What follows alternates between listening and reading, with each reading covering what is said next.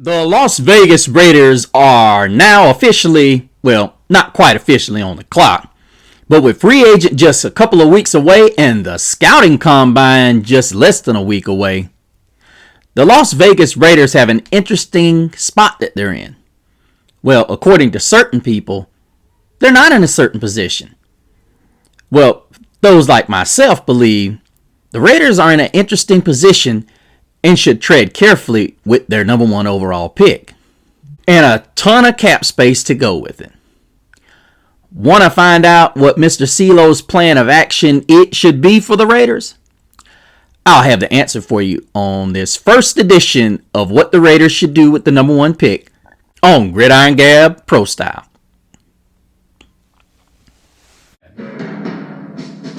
The autumn winds move like the thunderous waves of Neptune's sacred palace.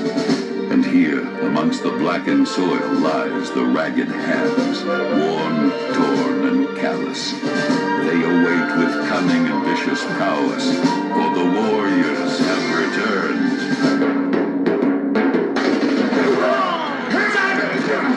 Come on, Dirt! Don't do it!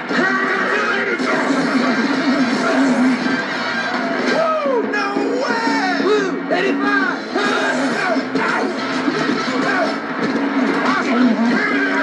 Crying out loud! You're making me, you're driving me nuts! But behold, Welcome back, Gabbers.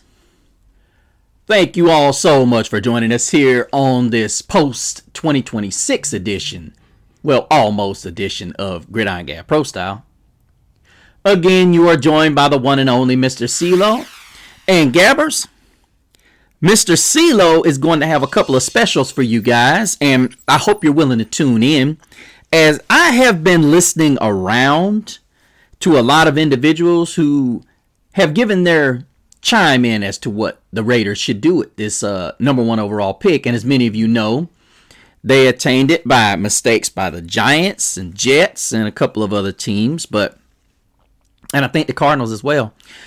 But guys, let's dig into this number one overall pick, as I hope you guys first are doing well. I know it's been a minute. You guys, hope you checked out my show that I did on Sam Darnold. Is he elite or not? But as we go into this, I'm going to do a couple of shows on this topic, because as we get closer to the combine, we go into free agency, and then of course leading up to the draft, yours truly is looking at this team, and there are several options with this number one overall pick. You got people that are saying that they should go ahead and take Fernando Mendoza. I will do a show on what the possibilities could be if they draft him. But this show is going to be predicated to why I believe the Las Vegas Raiders should truly explore trading this pick. Now, I'm not going to go into a whole bunch of back and forth, because as I've seen, I've done a lot of mock drafts, simulations, and guys, there are some great returns in a lot of these mock drafts that I think the Raiders should really consider. And I think it would be foolish of them not to try to explore these options, because realistically, let us break down Fernando Mendoza. Do I think he has the ability to be a franchise quarterback? Absolutely. I don't think there's any doubt there. But what you don't want to do is you get a guy whom is seemingly a guy who could be your franchise, end up in a position where you don't have the necessary protection around this guy. The necessary play calling could be an issue. And then the weapons around him aren't enough, and you get this guy hurt, or you get his psyche all messed up. Now, just as important as a quarterback that has the tools, he's got to be psychologically there, y'all. That's the one thing that you have to take into consideration. Do the Raiders have enough protection? Now, I'm not going to say Geno Smith was absolutely horrible, but you got to think some of the play calling was not good. Ashton Jeanty could not run the football last year, which is, we know, is the bread and butter of former head coach Pete Carroll's offense. And when you can't run the football, no quarterback's going to be successful. It's very difficult, especially if you're in an offense where you're wanting to do play action. Geno Smith had a lot of success last season with Brock Bowers and Michael Mayer. The problem is you didn't have very much in the receiving outside of your tight ends. And realistically, when you don't have that, and you become more of a one-dimensional when your tight end is catching 100 receptions back to back to back, that's a problem. I don't care how good he is. That means you're basically catering the offense to that position. And you're basically saying in a nutshell, I don't have nothing else. And then you get in a situation where when teams start to take that away, you don't have anywhere else to go. And then your play calling is bland. And it becomes an issue.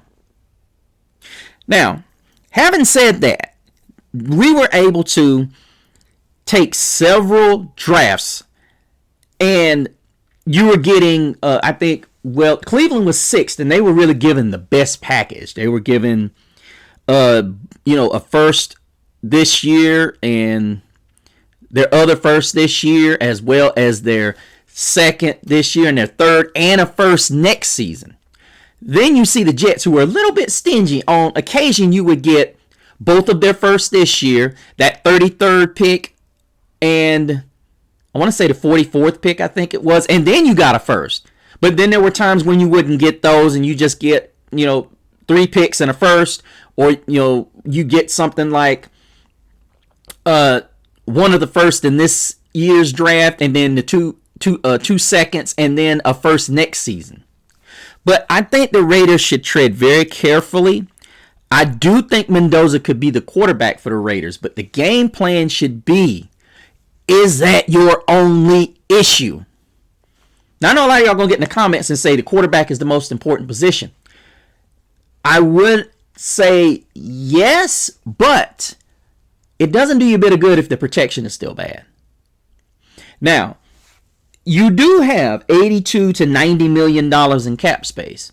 And this is why I say, if the Raiders could get a haul, you could not only rebuild that offensive line, because you got 2 tackles, in my opinion, that could be the cornerstone of your offensive line. Then you have a guard that's in that first round that could easily go to you. And then you could honestly get a really good pass rusher in the early second round, maybe late first.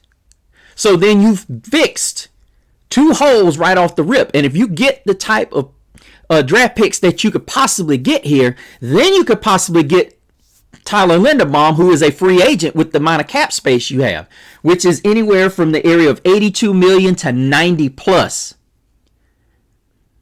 And realistically, you could get some of the top dogs in this draft class if you play your cards right. Now, see, a lot of y'all are going to say, okay, well, he's a real deal quarterback. Why would you pass on that? Well, I'm glad you asked. Because the pickings are slim when it comes to free agent tackles and guards. Now, you're going to get some older guys in here, but you really don't have a lot of elite guys coming out in this year's free agent class. Which leads me to another point. You could still draft quarterback Ty Simpson out of Alabama. It would not be a bad idea if the Raiders actually poked around Ty Simpson's camp. Because ultimately, if you make the deal with the Browns have that 16th pick. Now, a lot of y'all can say, why would you trade all the way back to the 6th pick? Of course, Cleveland's going to have the better package more or less because they've got 2 firsts, just like the Jets. But the question is, how much are the Jets willing to go in?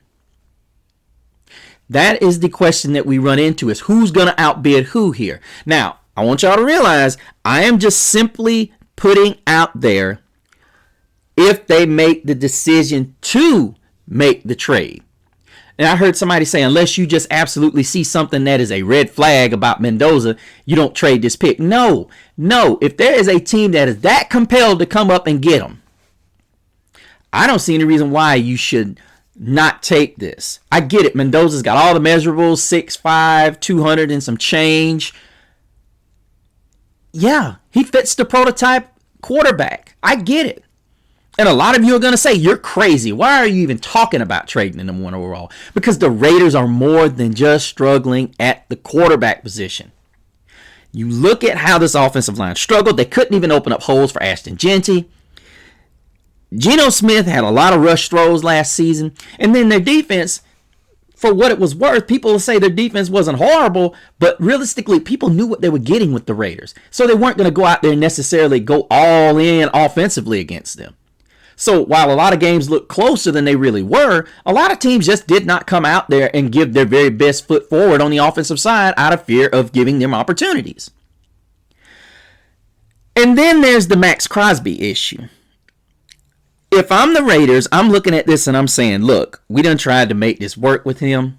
A lot of y'all are going to say, why part with him? Well, you've got, like I said, almost any between 82 to 90 plus $1 million in cap space. And there are some very enticing names in free agency. Realistically, you don't want to end up back in the number 1 spot next season, but you have to ask yourself, if you can't get the correct pieces on that offensive line, why get your quarterback killed? I mean, realistically, you got Brock Bowers and you've got Michael Mayer, Ashton Jeanty. And realistically, you need another piece at wideout. I would say 2. And you can't fix all this if you go out and draft him. Now, I know a lot of you are going to say, well, get the quarterback. Get the quarterback. You could still get Ty Simpson if you choose to. Or better yet, here's another one. How about Malik Willis? You sign him to a 3-year deal, make it front heavy, where you pay him a whole bunch of his money. Let's say you give him a 3-year, $70 million deal. Okay. Now, a lot of y'all say, oh, man, that ain't the going rate. Well, Malik Willis has only proved himself a couple of times. He's not going to be able to command that kind of market. Now, the market will go up if there's teams like the Jets that are involved or teams like the Steelers that are involved. Yes, that market goes up. But this is why free agency happens before the draft. I would say you go heavy in on Malik Willis. Then you got the 2027 class, which is loaded with quarterbacks. And a lot of people say, well, don't trade. You're not guaranteed to do bad and get in that position. But guess what? If you get at least one, or you get one, maybe 2 first, or maybe a second in there, you can use that to trade back up. If there's a guy that's compelling enough to make you move. But realistically, this is a draft that you can get a bunch of picks and maneuver your way into getting 2 good wide receivers, which this is a loaded wide receiver class. Chris Brazzell is a guy that the Raiders have to target. The wide receiver out of Tennessee. He's 6'5", great jump ball guy, and he's fast as lightning. This is a guy that I am in love with for many teams.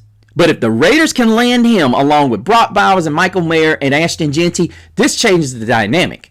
And then you add, if you get Ty Simpson or Malik Willis. Willis likes to throw it down the field. And what that does is it opens you up. And then another guy you can possibly get late third, early third round, late second. You can get a guy who showed out at the Senior Bowl, Malachi Fields. 6'4", 222 pounds. And for all intents and purposes, is a lot quicker on the field than he probably will be at the combine. So you get 2'6'4" guys on the outside. Let's say you get Ty Simpson. And then you get at least 3 of these guys and possibly Tyler Linderbaum in free agency. You got your offense. Now, I know a lot of you are going to say, well, we need more than just one guard, one tackle. Well, you fix one side. And then you get your quarterback, Ty Simpson, who necessarily does not have to start next year. You could still get Malik Willis and have Ty Simpson sit behind him. You don't have to rush him in. And then next season, you could necessarily... if that's the route you want to go, next season you can be building on that line and a couple of other players in the defensive side of the ball. But if you don't want to go to Ty Simpson way and you want to get 2 linemen or possibly a third if you think about it. You could very well rebuild this line, get you through 2026 with Malik Willis and an offensive line that can get Ashton Jeanty out on the perimeter and into the second level. See, I think this is a very important decision that the Raiders have to make, because it doesn't do you a bit of good if you get, Mendoza and you still can't protect him and you still can't create holes for Ashton Jeanty. Ain't nobody going to be scared of that offensive line as is. Because realistically, number one, you didn't have anybody that scared you on the outside. And if you take Mendoza, you're only going to be able to realistically get one guy on the outside in this draft. But I'm going to tell you, Brazel, when he runs his 40 at the combine, he's going to be a high second round pick, Raider Nation. That's all there is to it. And a lot of y'all that are sitting there out there in the media that are driving this, get Mendoza. It doesn't do him a bit of good if they can't protect him. Doesn't do a bit of good if all he's got is Brock Bowers and Michael Mayer to throw to. I hear all these people saying, yeah, he needs to get in contact with, Brock Bowers and they need to be practicing throwing. It don't do him a bit of good if he can't get time to throw it to him. It doesn't. I don't care what any of y'all have to say about that. Y'all can sit here and feel any type of way about it, but the real truth of the matter is this is a decision the Raiders really need to sit on, and they need to entertain offers. And I know many of you are going to be in the comments saying, oh, this is a no-brainer. No, it's not a no-brainer. I think this is a huge four-way stop, aka crossroads, for this organization. Because realistically, if you had the offensive line, you could very well say this is a no-brainer. Now, I'm not saying you get another player. That's not what I'm saying. Don't go in the comments saying you get somebody else. That's not what you do. But you seriously have to make the Jets and the Browns think about this. Because Mendoza's got once-in-a-generation quarterback traits. I'll give him that. But what you don't want to do is like a lot of NFL teams do now. They go and they take one player and they don't build. They simply, basically destroy his confidence, and then 3 years later, you're back where we started. I.e. Sam Darnold and the Jets. I.e. Zach Wilson and the Jets. You can't do that. Raider Nation, I'm not a Raider fan, but I'm telling you, you cannot do this unless you got a plan in place. Free agency is where it's going to be. It's going to tell exactly what the Raiders' plan is. If they're going out trying to sign guys like Linderbaum and a whole bunch of and a whole host of linemen, then you know what it is. They are taking Fernando Mendoza. And I imagine if I'm the Raiders, that's my selling point. But the truth needs to be, if the Raiders are in on Mendoza, that's where you go. And I know I'm getting ahead of myself and doing another show, but guys, this is where I'm at with it. The Raiders need to take a hard look at what the bidding is going to be, because the Cardinals going to be in this too, but I don't think they're going to have the capital. And interesting enough, I heard something on a podcast that the NFL may have to amend its rules. I think you can only trade like the two draft picks away. Like, you can only trade picks for the next two drafts. And I'm going to be honest with you. If the NFL were to meet, and it's possible they could, I'm going to keep an eye on this for you guys. But this would be a draft where I would see a bunch of teams that would give up their first for the next 3 to 4 years just to get their hands on Mendoza. You would see teams, I would honestly think the Steelers would do that, because they're in need of quarterback help. And the Cardinals look like they're ready to move on from Kyler Murray. The Browns have extra draft picks that they can use now. But I can tell you, the bidding would be sweet if you could do that. So Raider Nation, don't give up on the fact that you have to draft Mendoza with this pick. I would say put it out there and see what it brings in. And don't be closed-minded to the fact of trading this pick and possibly drafting Ty Simpson, or possibly setting yourself up to draft one of the 5 to 6 guys that will be coming out next season, because 2027's quarterback class is going to be loaded for now. The projection is it's loaded now. And I know what a lot of y'all are going to say is you're defeating your own point. Not really. Let me go know what you guys think out there. If you're not Raider Nation, tell me I'm crazy for trading this pick. But you also got you can't refute what I said, because the Raiders need a lot of help. And it ain't just at quarterback. Let me know what you guys think down in the comments. Should the Raiders just ignore all calls and go ahead and be swooning over Fernando Mendoza and trying to figure out how they're going to piece together a line? Do you like what I said? Do you think the Raiders should take advantage of this lottery ticket and try to pull in as much as they can and wait for 2027, or should they take Ty Simpson? Also, make sure if you are a first-time viewer, you put your name down where you're viewing from. Also, if you're a first-time subscriber, guys, I can't emphasize this enough. I want to give you a gab out on the show when you subscribe. Make sure you put your name down and where you are viewing from. Make sure when you hit that subscribe button, you hit that bell notification so that you can get all of my shows and shorts as they drop. Go over to our Facebook at Gridiron Gab Pro Style, join the group, as well as join us as a friend so you can keep up with the updates and happenings going on in the NFL. As well as if you want to keep up with me, hit me up at Mr. CeeLo so you can check out all of my shenanigans during the off season. But until the next time, same Gab channel, same Gab platform. But behold, there is a warm breeze that comes from the west. The blazing sounds of victory fuel their everlasting quest. It is a call to arms, for they are here. An army that has the will to challenge and the will to dare.